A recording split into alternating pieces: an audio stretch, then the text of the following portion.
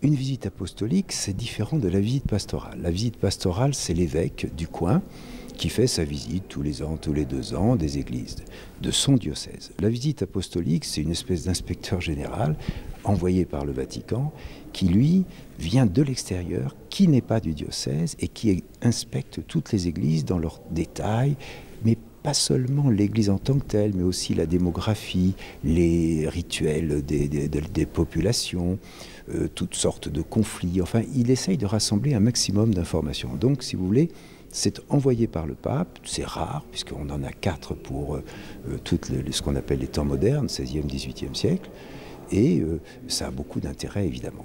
Que trouve-t-on sur ce site internet?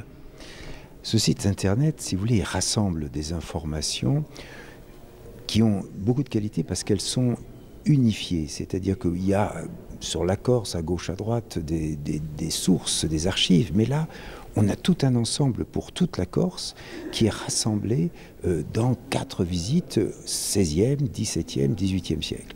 Donc c'est une source extraordinaire pour les historiens de l'art, les archéologues, mais aussi pour l'histoire locale, l'histoire familiale, voire la généalogie, et puis bien sûr pour les conservateurs, les restaurateurs du patrimoine.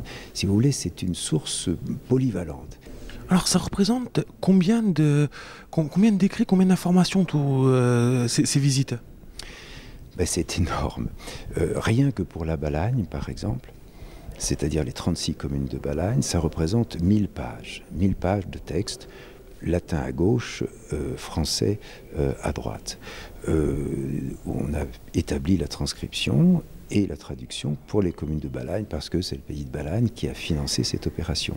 Mais par ailleurs, nous disposons de toutes les numérisations pour l'ensemble de la Corse et nous avons pu mettre en ligne une partie, la visite de 1686, donc centrale et très complète, qu'on peut obtenir dans le site. Le visite di Barocci e Corsica danno una vista non solamente dello stato di religione, ma anche lo stato di società.